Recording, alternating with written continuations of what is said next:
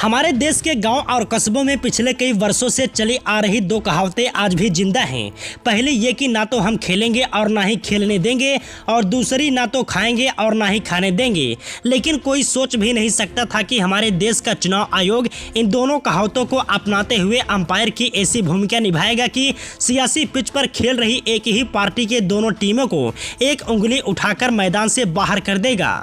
मुंबई के अंग्रेजी अखबार इंडियन एक्सप्रेस और कुछ अन्य मराठी भाषा के पत्र पत्रिकाओं में कार्टून बनाकर अपनी शोहरत कमाने वाले बाला साहेब ठाकरे को अचानक ये जुनून सवार हुआ था कि एक ऐसी राजनीतिक पार्टी बनाई जाए जिसका एकमात्र मकसद हिंदुओं को जागृत करने और हिंदुत्व की रक्षा करने से जुड़ा हो। उस जमाने के लोग बताते हैं कि 19 जून 1966 को मुंबई में जब बाल ठाकरे ने शिवसेना की स्थापना की थी तो कांग्रेस के अलावा और कई तरफ से भी उनका मजाक बनाया गया था। लेकिन शायद ये कोई नहीं जानता था कि महज एक दशक के भीतर ही उन्होंने इसे इतना ताकतवर बना डाला कि बाल ठाकरे की एक आवाज पर ही मुंबई के तमाम कारखानों की चिमनियां बुझ जाया करती थीं।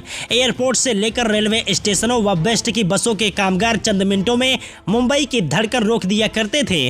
मुंबई समेत महाराष्ट्र ने भी उस जलवे को आखिरी वक्त तक देखा। वहीं बाल ठाकरे ने अपनी पार्टी का प्रतीक चिन्ह बाघ रखा हुआ था, जिसे दुश्मन पर त्वरित हमला करने की निशानी माना जाता है। वे अपनी आखिरी सांस तक जिस कुर्सी पर बैठे उसके आसन और पिछले हिस्से पर भी दहाड़ते हुए बाघ की तस्वीर को सबने देखा है।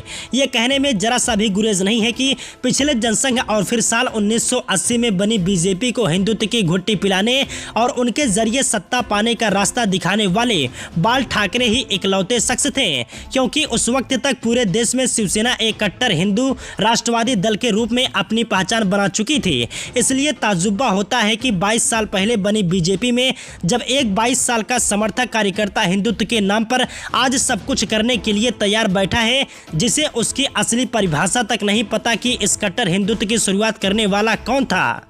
अब बात करते हैं शिवसेना के उस धनुष और तीर के चुनाव चिन्ह को लेकर जो उसे रजिस्टर्ड होने के वक्त से मिला हुआ है।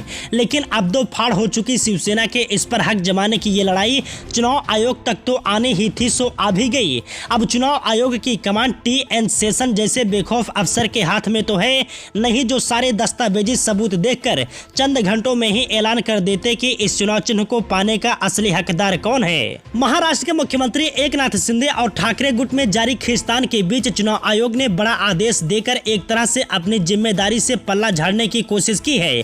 आयोग ने बीते दिन शनिवार को कहा कि मुंबई में अंधेरी पूर्व सीट पर 3 नवंबर को होने वाले उपचुनाव में दोनों समूहों में से किसी को भी शिवसेना के लिए आरक्षित धनुष और तीर के चुनाव चिन्ह का उपयोग करने की अनुमति नहीं दी जाएगी। एक तरह से चुनाव आयोग ने शिवसेना के इस अधिकृत चुनाव चिन्ह को फिलहाल सील कर दिया है, या कहे कि जब्त कर लिया है, जो उसके अधिकार क्षेत्र में आता है। आयोग ने दोनों गुटों के इन उपचुनाव के लिए चुनाव आयोग द्वारा अधिसूचित मुक्त प्रतीकों की सूची में से अलग अलग चुनाव चिन्ह चुनने को कहा है।